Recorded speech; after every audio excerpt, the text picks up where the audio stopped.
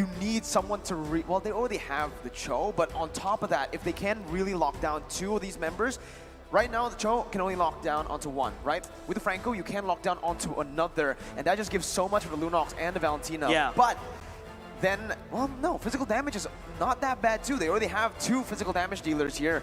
I think the Fredrin looks really nice here, in my opinion, for the side Yeah. lineup. But no, Falcon, they're going to fly high, and they're going to fly even higher with this Ling pick instead. And that concludes the draft, ladies and gents. Yes, what a pick. We're just thinking about, because if you go Granger here, go Marksman, Hyper Carry, it's going to No be way. so hard against Joy, you know? And Haya. Yeah, Haya, like there's so much dive, so much full commit to your backline. So they decided to go with Ling, which is really mobile, and then also 50-50 against Haya as well. But again, this will come down to like how much mistake you make. You have to be really careful with every single execution.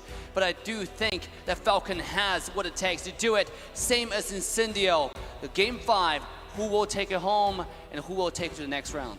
Ladies and gentlemen, it's like what we like to say, this is do or die. You can see the fans in the stands showing, you know, the support to their preferred team, waving their flags up high, showing the love, showing the support, even if it's in another country. There's 2 going in. It is the battle of the dark horses. Ladies and gentlemen, give it up for Incendio Supremacy and Falcon Esports. Let's see, once again, in the land of Dawn we go. 4 flickers from the side of Falcon. There's a Vengeance and a Sprint from the side of Incendio Supremacy, so already a bit more diverse there. You can see Falcon with this composition though, they're gonna lean heavily on, again, that pick style early on. Oh, Glue already being a monster. Look at that. You know, just being really annoying. He's in your jungle. What are you gonna do about it? He might even force the retry. Oh, actually, can't get a save it. Naomi, very good zone to make sure that one happened. I think the best part about Naomi on that Cho is that, you know, you got that Jit Kundo, right? You can technically slow down Apex 47s, but this is another adaptation coming out from Incendio, right? Oh. This Glue going in the EXP lane has proven quite annoying. Let's take a look. This is how I like to play the Glue sometimes. Oh, Glue. Almost. Already used the skill 2 though. Doesn't really have any more skill to get away. Luckily, he does have the skill 1. Now he's being an absolute monster on Naomi. We haven't seen too much of Glue in the roam position, right? And now we're gonna see it if it can work out, because honestly, it's very oppressive still. Usually you see this in the XP lane. Yeah. Very good laner, but as a roamer, you're super annoying too. You can actually just constantly force invades here, and you're not really at risk of dying early on to a Ling and a Cho, right? The only one who can really, I wouldn't even say the Valentina really threatens him here. Oh, here we go. Here comes Lean, diving in, Kim finding the damage at Apex 47, who has nowhere to go. And first blood one more time. Go to Falcon, 100% first blood rate in an entire series, and they're showing us they're doing it. Now, there's a lot of things that I think Incendio is really adapting very quickly, right? First of all, is this the first clean that we've seen in the M4 series? Second of all, is that Joy has been cutting the waves very quickly. Third, of course, we've already mentioned it, the Glue in the roam, trying to put some pressure on Falcon's side of the jungle. Here we go. First turtle. Yellow Flash out in position. Hayabusa still farming. Same as Ling, getting the blue buff. Make sure it's very, very important that he get the resource he needs before he go to the major team fight. Yellow Flash finding the position. Same as Apex 47. He does have what it takes. Dashing in. Apex 47. Popping the split, forcing Ken to use the retry. Can he do it? Yes, he will. And now Alan to the backline as well.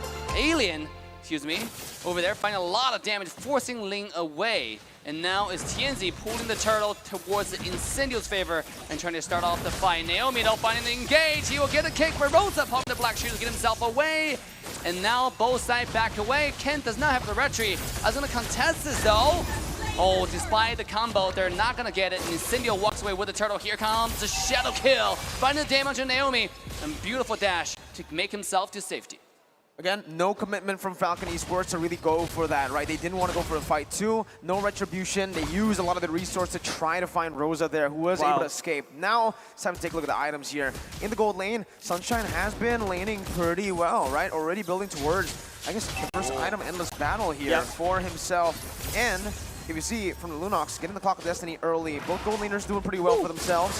But in the jungle is what I want to put my eyes on. Lane still doing a bit better. That's where well, actually, he didn't go for Demon Slayer. He went for Killing Spree, right? So, despite that, he's still actually farming a bit better, despite Tianzi also securing the turtle. Yeah, I feel like what Apex 47 successfully did was you forcing Ken's hand to use the retribution so that Incendio will be able to pick up the turtle super well. It's like a confirm.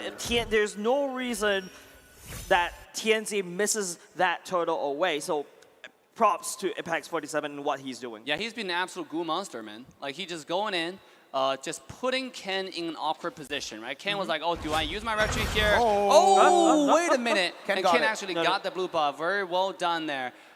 Ken is doing an absolute good job despite all the pressure. Now he's making a move onto the bottom side, looking to do some damage, or maybe stealing some camp, knowing that bottom EXP lane is going to be 1-on-1. But now, no more vengeance. Oh, beautiful stun on the Alien, who's taking very low. Dash number 1, dash number 2. A shadow kill. We'll find the retaliation, we'll find the kill, and TNZ popping off. You can climb on the wall, but TNZ is that annoying shadow just following you like an obsessive girlfriend. Yeah, okay, I like that. Type of plays though. It was used by Ken there to find the kill. Unfortunately, Alien is so mobile. Ken just get away from that. And Ken didn't get the middle down, right? So he did not actually get the CC down onto Alien. It was a choice he made so that he could actually catch the blades nearest to Alien, but it just did not work out. And without the Thames of Blades, it's just so easy for the Hayabusa to get that kill down. Yep, retribution check right now. Both these two junglers does have it. Apex 47 unable to replicate what he did earlier. In the meantime, it is Apex 47 that's setting up for that turtle. Now the members of, well, both of these two junglers, in fact, they're looking at the top side. Yeah, look, just a complete stalemate right now. Stand still. One of those Mexican stand stills, you know, like I look at you, you stare at me, but that's not really happening. Just looking cool at each other. But speaking of nothing happening, Alien jumping in, finding a little bit of damage, but nothing really come out. It's just a trade-off HP. Both sides are still pretty healthy. Yellow Flash is looking to do something serious. Meanwhile, on the bottom side, one more time, it's going to be the Alien who finds the lane priority. Speaking of lane priority, Naomi in trouble, had to dash himself away to safety. And TNZ jumping in, finding more damage into Naomi's health bar. Speaking of health bar, Justin might have to get away. He does have the black shoe copied. Apex 47, popping the ultimate. Alien. Justin is a target, no more. And he will finally dash away, but here it comes. Beautiful Apex 47 with a split will force the flicker coming out, but it's Chow being taken out. TNZ one more time, slaying the support. Yellow Flash finding the Braves Warrior, flicker coming out. Rosa is the target. Can he find a kill? Meanwhile, at the same time, it is Luna finding a double kill onto the side. The Zipics find themselves in the team fight. He's popping off. Rosa will be taken out one more time. Kane is slaying this game. A 1-for-3 trade. I take that any day if you're signing Falcon. Right now, the goal lead looks almost the same, but rest assured, with this turtle slain, it's going to lean towards Falcon. Incendio definitely overextended there in that team fight, right? They initially got the better pressure down. They were able to poke Falcon Esports back from the turtle to actually go for it, but no, they then kept on going. Alien, even just under the tier 1, right between the tier 1 and 2. Alien now going to be caught again. Here we go. He does have the ultimate, gets all over the shield, trying to get himself away. But ultimate comes out, tempers the blade to finish off the kill. And this time, the shadow kill is not going to be there in time. As Ken walks away, Falcon take another kill. Again, it comes down to that, right? Yeah. Incendio now are a bit too comfortable sometimes with their pick. They go in early on as well, knowing that, hey, I will 100% be able to out-trade the Lapu, but forgets entirely that Ken now, usually, this is the curveball that Falcon is set up from the first game, right? Every time Ken goes on lane, it's also with the wait. Here we go. Apex 47 taking low, forced to use the ultimate just to stay alive, and he will be cute little glue babies and walking away from danger. Here we go, TNZ though finding more damage onto Naomi's health bar. Very tanky though for him, and Naomi is able to push himself away. Meanwhile, on the tower side is Alien finding damage onto 2. He's now finally without vengeance. Justin going and copping the ult, but without the passive. Now they're finding out. Meanwhile, at the same time, killing spree goes to Ken. He is destroying their opposition. Man, Mirko, Dave, Castle's Curse is true. I was about to talk about, hey, Sunshine hasn't died a single time yet. But as before I could actually touch about Sunshine, he went down at the bottom side, gets assassinated by Ken. And I feel like Sunshine could be the answer for the side Incendio to actually climb all the way back. Look at his items. And let's battle ready pick up, going straight for the Berserker's Fury right off the bat so that he could land out as much damage with his passive. But for now, I think the game state right now, it could be dead even. A beautiful wave of Dragon putting Apex back to his team.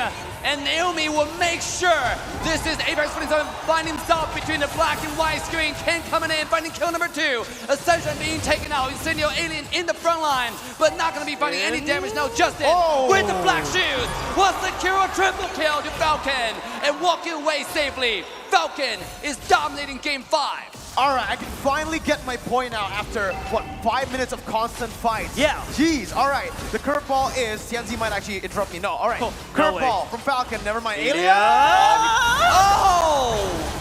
They don't want me to talk. They don't want me to talk. All right, here it is. Ken usually on the Demon Slayer, now finding on the killing spree. It's a different playstyle to the Demon Slayer, and Incendio are not prepared for that kind of link that's so active on the map. The Berserker's Fury and now the Endless Battle is also built up. He doesn't need the Wind Talker here in his first 2 core items because he's mainly focused on not farming, on getting the kills down, so Burst is more necessary. I like the fact Mirko had to rap through all of that. Yeah, in case Tianzi jumps in. Exactly, but Apex 47 always got your back like our secret lab. Number 1 highest total assist, 136 assists. Wow, that's a lot.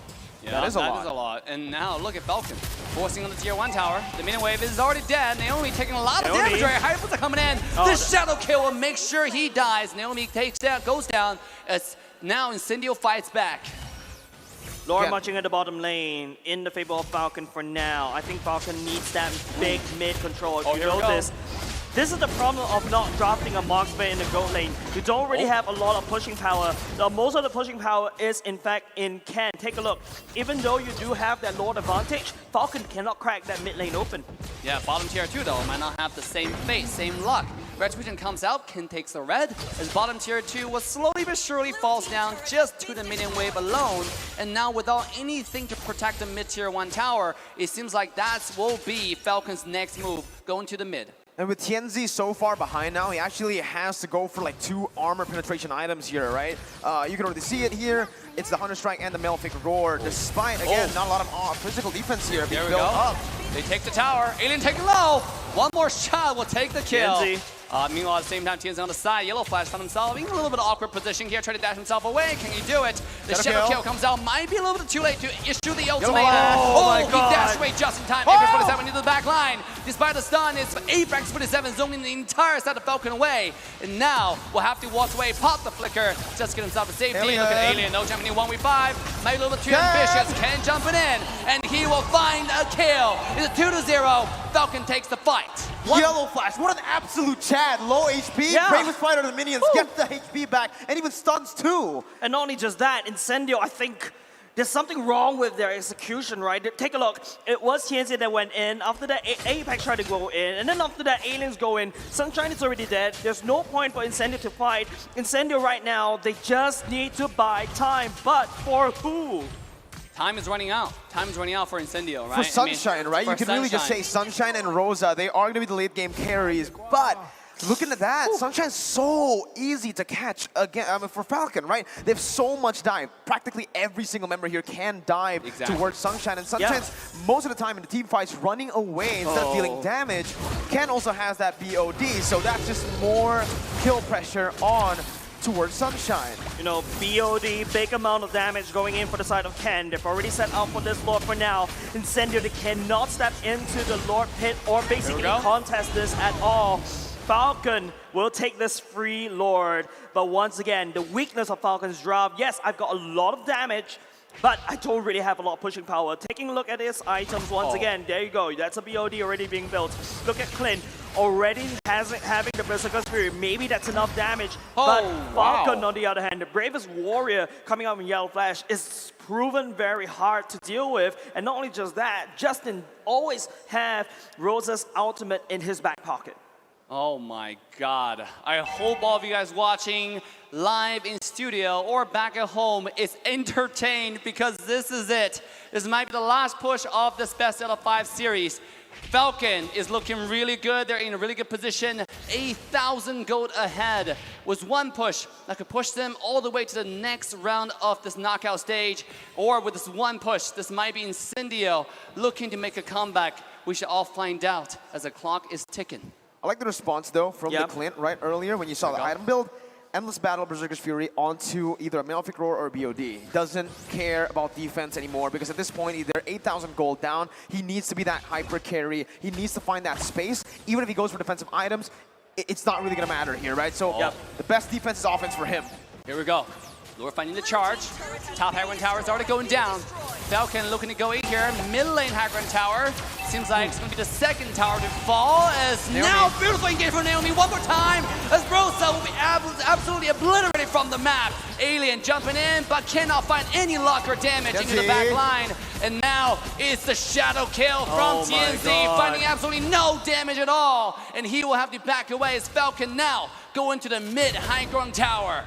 TNZ at this rate is tickling Yellow Flash, and they're going in right now. They're going right now. Tempest Blade has already been issued. TNZ trying to stop the wave. He did it, but at what cost? He will have to back away. Now Yellow Flash trying to push everybody away. Sunshine trying to find the damage as much as he can. Just into the back line. He will find the kill, and he will slay the glue away. Now Falcon is making a retreat. Wow, man. 12,000 gold lead, but Incendio are still able to fend for now. 14 minutes in, they're still fighting their lives out, and you could see now, we have to take a look at the items again, because Sunshine, does he have the BOD? Does he have the Malefic Roar? At this point, well, TNZ does. Even does, yeah. He needs more damage. You saw how he literally gave a massage over to Yellow Flash with his shadows, Justin, right? Against Justin, he wasn't able to burst him as down. well. Yeah, there you go. It is going to be a Malefic Roar first because it's the cheaper item.